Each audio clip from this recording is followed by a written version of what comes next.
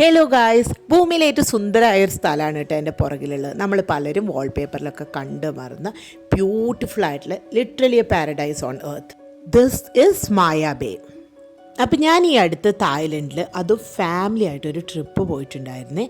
അപ്പോൾ ഈ വ്ളോഗിൽ ആ ട്രിപ്പിൻ്റെ ഫുൾ ഡീറ്റെയിൽസ് ആണ് ഇതിൽ നിങ്ങൾക്ക് കംപ്ലീറ്റ് ആയിട്ടിനറിയും, എത്ര ദിവസത്തെ ട്രിപ്പാണെന്നും എങ്ങനെയാണ് പോകേണ്ടതെന്നും എല്ലാ ഡീറ്റെയിൽസും ഇവിടെയുണ്ട്. So come let's check out. അപ്പോൾ ഞങ്ങൾ കൊച്ചിയിൽ നിന്നാണ് സ്റ്റാർട്ട് ചെയ്തത്. അപ്പോൾ ഫുൾ റെഡിയായി, ഫുൾ എക്സൈറ്റ്മെൻറ്റിൽ ഇത് കൊച്ചി എയർപോർട്ടിൽ എത്തിയിട്ടുണ്ട്.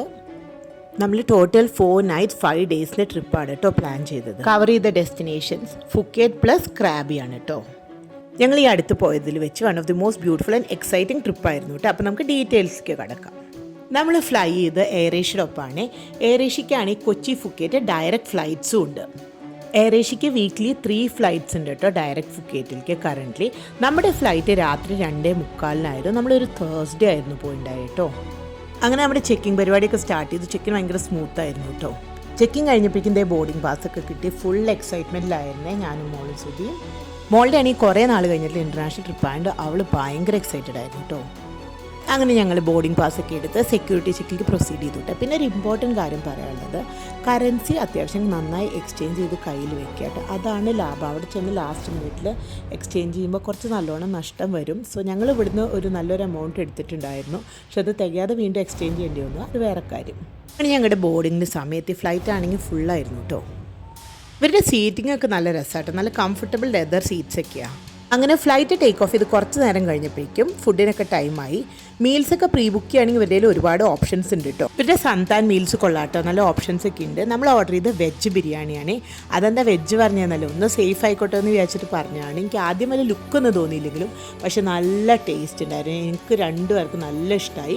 പിന്നെ മോൾക്ക് ബിരിയാണി ഇഷ്ടമില്ലാത്തതുകൊണ്ട് ഞങ്ങളൊരു കപ്പ് നൂഡിൽസ് ഓർഡർ ചെയ്തു കേട്ടോ. അതും നല്ല അടിപൊളിയായിരുന്നു. അത് കഴിച്ചപ്പോൾ അവളും ഹാപ്പി. ഇനി ഒരു സുഖം ഉറക്കം പാസ്സാക്കാമെന്ന് വിചാരിച്ച് അങ്ങനെ കുറച്ചു നേരം കിടന്നുറങ്ങി. അങ്ങനെ ഇരിക്കുമ്പോണ്ട് പൈലറ്റിൻ്റെ നമ്മൾ ഡിസെൻഡ് ചെയ്യാൻ പോവാന്നുള്ള അനൗൺസ്മെന്റ്. ഒന്നും നോക്കിയില്ല, നേരെ വിൻഡോ കൂടെ താഴെ നോക്കിയപ്പോഴുള്ള കാഴ്ച. അങ്ങനെ ആകാശത്ത് നിന്ന് പല ഷെയ്ഡ്സ് ഓഫ് സൺറൈസ് ഒക്കെ കണ്ട് ഇങ്ങനെ നോക്കിയിരിക്കും. എന്ത് രസമാണെന്നറിയോ. എൻ്റെ എൻ്റെ ഒപ്പം തന്നെ നല്ല വെളിച്ചം വെച്ച് തുടങ്ങിയിട്ട് അപ്പം മേഘങ്ങളൊക്കെ കണ്ട് നമ്മളിങ്ങനെ ആസ്വദിച്ചിരിക്കുകയായിരുന്നു. ഇനിയുള്ളത് ഇത് നോക്ക്, എന്ത് രസമാണെന്നറിയോ. താഴെ നമുക്ക് ഫുക്കേറ്റ് എത്താറായപ്പോൾ പല പല ഐലൻഡ്സ് കാണാൻ ഭയങ്കര ബ്യൂട്ടിഫുള്ളാണ് കേട്ടോ. ശരിക്കും ഒരു പിക്ചർ പോസ്റ്റ് കാർഡ് പോലെ ഉണ്ടായിരുന്നു. ഇവിടുന്ന് ഫ്ലൈറ്റ് പുലർച്ചെ 2:45 അവിടെ എത്തുമ്പോൾ രാവിലെ 8:15 തായ്ലൻഡ് നമ്മളെക്കാൾ 1.5 മണിക്കൂർ ഹെഡാട്ടോ. അങ്ങനെ വെൽക്കം ടു തായ്ലൻഡ് എന്ന് പറഞ്ഞുകൊണ്ട് നമ്മൾ നേരത്തെ ഫുക്കേറ്റ് എയർപോർട്ടിൽ ലാൻഡ് ചെയ്തു ഗൈസ്. വളരെ ഇമ്പോർട്ടൻ്റ് ആയൊരു ടിപ്പ് പറഞ്ഞിട്ട്, തായ്ലൻഡ് വിസ ഒന്നും വേണ്ട. പക്ഷെ നമ്മൾ ട്രാവൽ ചെയ്യുന്നതിന് 72 hours മുന്നേ അവരുടെ ഒഫീഷ്യൽ വെബ്സൈറ്റിൽ TADC അതായത് Thailand digital arrival card fill ചെയ്യണം കേട്ടോ.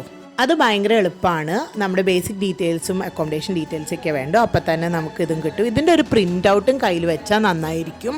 എന്നിട്ട് ഇമിഗ്രേഷൻ ക്യൂ അത്യാവശ്യം വലുതാണ്. പക്ഷെ നമ്മുടെ കയ്യിലൊരു ഹാക്ക് ഉണ്ട് കേട്ടോ. നമ്മളൊരാൾക്ക് പെർ പേഴ്സൺ 200 ബാത്ത് കൊടുത്തു കഴിഞ്ഞ് കഴിഞ്ഞാൽ ഈ ലോങ് ക്യൂ ബൈപ്പാസ് ചെയ്തുകൊണ്ട് തന്നെ നമുക്ക് പെട്ടെന്ന് തന്നെ അറൈവൽ കാർഡ് സ്റ്റാമ്പ് ചെയ്ത് കിട്ടുന്നതാണ്. കണ്ട ക്യൂട്ട് ക്ലീനിങ് റോബോട്ടൊക്കെ ഫുക്കേറ്റ് എയർപോർട്ടിൽ കണ്ടാണ് കേട്ടോ. അപ്പോൾ നമ്മൾ ഇമിഗ്രേഷനൊക്കെ കഴിഞ്ഞ് പുറത്തിറങ്ങി. ഇനി അടുത്ത പ്ലാൻ എന്താണെന്ന് വെച്ചാൽ, കാണുന്ന അമേസിങ് തായ്ലൻഡിൻ്റെ കൗണ്ടർ കാണും. അവിടെ പോയിട്ട് നമ്മുടെ ബോർഡിംഗ് പാസ് കൊടുത്തു കഴിഞ്ഞാൽ നമുക്കൊരു ഗിഫ്റ്റ് കിട്ടും കേട്ടോ. നമ്മുടെ ഫസ്റ്റ് ഡെസ്റ്റിനേഷൻ ക്രാബി ആയിരുന്നു. അപ്പോൾ ഫുക്കേറ്റ് എയർപോർട്ടിൽ ഇറങ്ങിയിട്ട് നമ്മളൊരു ഷെയർഡ് ടാക്സി പിടിച്ചു കേട്ടോ. എന്നിട്ട് നേരെ വിട്ടു ക്രാബിക്ക്. ഓൾമോസ്റ്റ് 4 hours എടുത്ത് എത്താനായിട്ട്.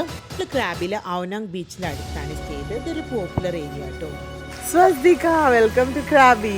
Exploring Krabi and this is the resort we have checked in.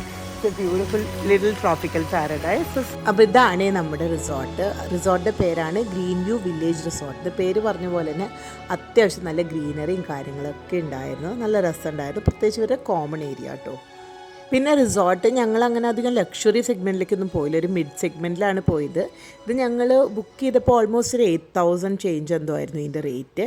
പക്ഷേ കുറച്ചുകൂടി നേരത്തെ ബുക്ക് ചെയ്യണമെങ്കിൽ റേറ്റ് കുറയും. നമ്മൾ ട്രാവൽ ചെയ്യുന്നതിന് ഒരു ജസ്റ്റ് 1 week മുന്നാണ് റിസോർട്ടൊക്കെ ഫൈനലൈസ് ചെയ്ത് ബുക്ക് ചെയ്ത്. അതുകൊണ്ട് കുറച്ച് എക്സ്പെൻസീവായിട്ടുണ്ടായി. 2 പൂളുണ്ടായിരുന്നു. പിന്നെ അത്യാവശ്യം നല്ല സ്പേഷ്യസ് റൂമായിരുന്നു.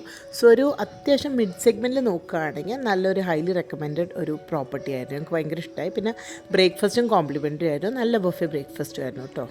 ബൈ ദ വേ, ഹോട്ടലിൽ ചെക്ക് ഇൻ ടൈം ആയിട്ടുണ്ടായിരുന്നില്ല, അത് 2 മണിക്കാണ്. ഞങ്ങളാണെങ്കിൽ ഇവിടെ ഒരു 12 മണി കഴിഞ്ഞപ്പോൾ എത്തി. സോ നമ്മൾ ലഗേജൊക്കെ ലോക്കർ റൂമിൽ വെച്ച് ജസ്റ്റ് ഫ്രഷനപ്പ് ആയിട്ട് ആവനാങ് ബീച്ചിൻ്റെ അവിടെ വന്ന് കയറിയതിൻ്റെ എക്സൈറ്റ്മെൻറ്റിൽ പിന്നെ അത്യാവശ്യം വാക്കബിൾ വേണ്ടി ഞങ്ങൾ നടന്നാൽ പോയി കേട്ടോ. അത് കഴിഞ്ഞ് കുറച്ച് നേരം കഴിഞ്ഞ് നടന്ന് ക്ഷീണിച്ചപ്പോൾ വേറെ ഒരു ടുക് ടുക്ക് എടുത്തു. ടുക് ടുക്ക് എന്ന് പറഞ്ഞാൽ ഇവിടുത്തെ ഒരു ഓട്ടോ ടൈപ്പാണ്. അത്യാവശ്യം ചൂടൊക്കെ ഉണ്ടായിരുന്നു. അപ്പം നമ്മളിങ്ങനെ ഓരോ ജ്യൂസ് ഷോപ്പിൽ നിന്ന് ഓരോരോ ജ്യൂസൊക്കെ വാങ്ങിച്ച് കുടിച്ചു കേട്ടോ.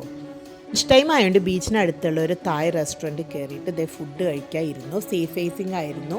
ഓരോ ബിയറും കോക്ടെയിലൊക്കെ പറഞ്ഞ് ഞങ്ങൾ ചേഴ്സൊക്കെ പറഞ്ഞ് സ്റ്റാർട്ട് ചെയ്ത് നമ്മൾ ഫുഡും ഡ്രിങ്ക്സൊക്കെ കഴിച്ച് നേരെ ഹോട്ടലിൽ പോയി ചെക്ക് ഇൻ ചെയ്ത് കുറച്ച് റെസ്റ്റ് എടുത്ത് ഈവനിങ് സൺസെറ്റിനോട് കുറച്ച് മുന്നായിട്ട് പുറത്തിറങ്ങാൻ പ്ലാൻ ഉണ്ടാക്കി. Alright guys, so I am at the famous Aonang beach and this is the view behind me. Just have a look, so cool. അപ്പോൾ നമ്മുടെ പ്ലാൻ എന്താണെന്ന് വെച്ച് കഴിഞ്ഞാൽ ആവനാങ് ബീച്ചിൽ നിന്ന് പല ഫെറി സർവീസസ് പോകുന്നുണ്ട് കേട്ടോ. ഈവനിങ് സൺസെറ്റ് ടൈം ആയതുകൊണ്ട് അപ്പോൾ നമ്മൾ ചോദിച്ചപ്പോൾ ഏറ്റവും ബെസ്റ്റായിട്ട് സൺസെറ്റ് കാണാൻ പറ്റുന്ന റെയിലി ബീച്ചിലാണെന്ന് പറഞ്ഞു. അപ്പോൾ നമ്മൾ ഒരു 200 ബാത്ത് പെർ പേഴ്സൺ കൊടുത്തിട്ട് ഫെറിയുടെ അപ്പ് ആൻഡ് ഡൗൺ ടിക്കറ്റ് എടുത്തിട്ട് അതിൽ പോയിട്ടോ. പോണ വഴിക്കാൻ നല്ല ബ്യൂട്ടിഫുൾ ലൈം സ്റ്റോൺ ക്ലിഫ്സൊക്കെ ഉണ്ടായിരുന്നു. നല്ല രസമായിരുന്നു കണ്ടുകൊണ്ടിരിക്കാനായിട്ട്. ഇവിടുത്തെ ഒരു ട്രഡീഷണൽ ടൈപ്പ് ബോട്ടാണിത്. ലോങ് ടെയിൽ ബോട്ട് എന്നാണ് പറയുക. അപ്പോൾ ഈ റെയിലി ബീച്ചിൽ പോയപ്പോൾ ഒരുപാട് ലോങ് ടെയിൽ ബോട്ട്സൊക്കെ ഇങ്ങനെ പലരും സൺസെറ്റ് കാണാനായിട്ട് വന്നത് ഇങ്ങനെ പാർക്ക് ചെയ്തിട്ടുണ്ടായിരുന്നു. ബ്യൂട്ടിഫുൾ ആയിരുന്നു കേട്ടോ. സൺസെറ്റ് ടൈം ആയതുകൊണ്ട് തന്നെ ബീച്ച് അത്യാവശ്യം നല്ല പാക്ഡ് ആയിരുന്നു. പിന്നെ എന്തായാലും ഈ ടൈം ഒരു പീക്ക് സീസണാണ് തായ്ലൻഡിലെ. ഏറ്റവും പീക്ക് ഡിസംബറാണ്, എങ്കിലും ഒരു ഒക്ടോബർ തൊട്ട് അവിടെ സീസണാണ്. അപ്പോൾ ഒരുപാട് ടൂറിസ്റ്റ് ഉണ്ടായിരുന്നു. മാക്സിമം ഫോറിനേഴ്സാണ് ഉണ്ടായിരുന്നത്. അതുപോലെ ഇഷ്ടംപോലെ മലയാളീസ് വേറെ ഇന്ത്യൻസ് ഒക്കെ ഉണ്ടായിരുന്നു കേട്ടോ. ഇതുപോലെ full day island tour packages ഒക്കെ എടുത്ത് പോയവരൊക്കെ ഏകദേശം വൈകുന്നേരം ആകുമ്പോൾ സൺസെറ്റ് കാണാനായിട്ട് ഈ ഒരു ബീച്ചിലേക്ക് വരും. അപ്പോൾ നല്ല ഒരു തിരക്കായിരുന്നു. നമ്മളെന്തായത് വെച്ചാൽ 6 മണി വരെ അവിടെ നിന്ന് ബീച്ചൊക്കെ എൻജോയ് ചെയ്തിട്ട് സൺസെറ്റ് ബോട്ടിൽ നിന്ന് കാണാമെന്ന് വിചാരിച്ചിട്ട് തിരിച്ച് ബോട്ടിലേക്ക് കയറി കേട്ടോ.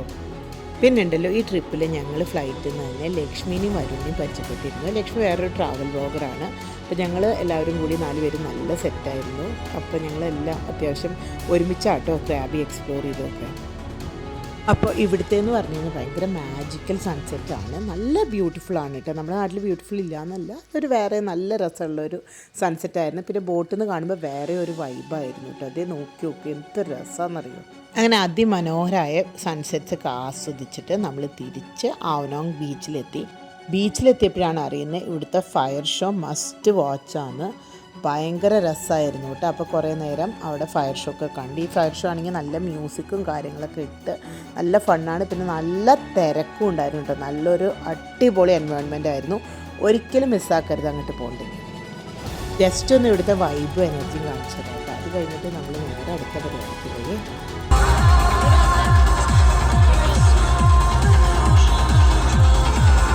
ഞങ്ങൾ നേരെ ഇവിടെ ബീച്ചിനടുത്തുള്ള 7-Elevenലേക്കാണ് വിട്ടേട്ടോ. 7-Eleven ഒരു ഡിപ്പാർട്ട്മെൻറ്റ് സ്റ്റോറാണ്, അറിയാത്തവർക്കായി പറയാം.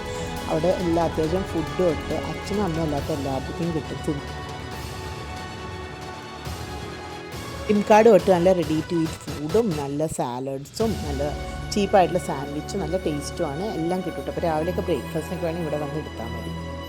ഇനി എനിക്ക് പ്രിയപ്പെട്ട അതിമനോഹരമായൊരു കാഴ്ച കാണിച്ചു തരാം. ദേ നോക്കൂ ഗൈസ്, അടിപൊളിയല്ലേ. നമ്മുടെ നാട്ടിൽ ഒരിക്കലും കാണാൻ പറ്റാത്ത സംഭവമാണ്. ഇവിടെ ലീഗലാണ്, അതുകൊണ്ട് തന്നെ വഴിയരികിലൊക്കെ ഇഷ്ടം പോലെ കാണാട്ടോ. ക്ലിയറായി ലേബൽ ചെയ്ത് അതിൻ്റെ റേറ്റും ഒക്കെ ആയിട്ട് പ്രീ റോൾഡ് ആയിട്ടും കിട്ടും, അല്ലാതെ നേരിട്ടും സ്റ്റഫ് വാങ്ങിക്കുക. അതുപോലെ തന്നെ ഒരുപാട് വീറ്റ് കഫേസും സ്മൂത്തീസും ഒക്കെ കിട്ടുന്ന സ്ഥലങ്ങളുണ്ട്. ഒറ്റ സങ്കടം ഉണ്ടായുള്ളൂ, മോള് കൂടെ ഉള്ളതുകൊണ്ട് ട്രൈ ചെയ്യാൻ പറ്റിയില്ല. നൈറ്റ് മാർക്കറ്റൊക്കെ നല്ല രസമാണ് കാണാൻ, നല്ല കളർഫുള്ളാണ്. അത്യാവശ്യം ഷോപ്പിങ്ങും ഉണ്ട്. ഷോപ്പിംഗ് പക്ഷേ എനിക്ക് കുറച്ച് എക്സ്പെൻസീവായി തോന്നിയോണ്ട് ഞാൻ വാങ്ങിച്ചില്ല. ബാങ്കോക്കിലെ പോലെ അല്ല ഇവിടുത്തെ ഷോപ്പിംഗ്. പിന്നെ ഞങ്ങൾ നേരെ വിട്ടു. ഇതേ നോക്കൂ ഗൈസ്, എന്താണിത്? മുതലേൻ്റെ ഇറച്ചി ഇങ്ങനെ നല്ല പൊരിച്ച് ഗ്രില്ല് ചെയ്ത് കിട്ടും. എൻ്റെ മോളൊരു സൂഷി പ്രേമി ആയിട്ട് വയറ് നിറച്ച് സൂഷി വാങ്ങിച്ച് തിന്നാൻ കൊടുത്തു കേട്ടോ. അപ്പോൾ നമ്മൾ വന്നത് ഈ ആവനോങ്ങിൻ്റെ അടുത്തുള്ള ലാൻഡ്മാർക്ക് നൈറ്റ് മാർക്കറ്റിലാണ്. അവിടെ നല്ല ഫുഡിൻ്റെയൊക്കെ ഒരുപാട് സ്റ്റോൾസ് ഉണ്ട്. ഇത് ഇവിടുത്തെ മാംഗോ സ്റ്റിക്കി റൈസൊക്കെ ഒരു മസ്റ്റ് ട്രൈ ആണ്. പിന്നെ അങ്ങനെ ഒരുപാട് ഫുഡുകൾ ഫുഡ് ഐറ്റംസ് ഞങ്ങൾ നടന്ന് ട്രൈ ചെയ്തു കേട്ടോ. കഴിക്കാവുന്നതും കഴിക്കാൻ പറ്റാത്തതൊക്കെ ആയിട്ട് ഒരുപാട് ഐറ്റംസ് ഉണ്ടായിരുന്നു. നല്ല കളർഫുള്ളായിരുന്നു. പിന്നെ ഇത് ഇവിടുത്തെ തായ് മിൽക്ക് ടീ മസ്റ്റ് ട്രൈ ആണ്. അങ്ങനെ ഞങ്ങൾ നൈറ്റ് മാർക്കറ്റിലെ ഫുഡൊക്കെ എക്സ്പ്ലോർ ചെയ്ത് അല്ലറ ചില്ലറ ഷോപ്പിംഗ് ഒക്കെ നടത്തിയിട്ട് അത്യാവശ്യം ലേറ്റ് നൈറ്റ് ആയിട്ടുണ്ടായിരുന്നു. നല്ല ടയേർഡും ആയിരുന്നു. കഴിഞ്ഞ ദിവസം ഫ്ലൈറ്റിലായതുകൊണ്ട് വലിയ ഉറക്കമൊന്നും ഉണ്ടായില്ല. അപ്പോൾ നമ്മൾ നേരെ ഹോട്ടലിലേക്ക് വിട്ടു. പോകാൻ നേരത്ത് ഇവരുടെ ഊബറായ ഗ്രാബ് ടാക്സി ബുക്ക് ചെയ്തിട്ടാണ് നമ്മൾ ഹോട്ടലിലേക്ക് പോയത്. അങ്ങനെ ഹോട്ടലിൽ ചെന്ന് സുഖസുന്ദരമായി ഉറങ്ങി. നാളെ അതിരാവിലെ എനിക്ക് പോകണം. അപ്പോൾ ഡേ 2 തൊട്ടിട്ടുള്ള വിശേഷങ്ങൾ നമുക്ക് പാർട്ട് 2 കാണാം. Thank you for watching. Stay tuned. By.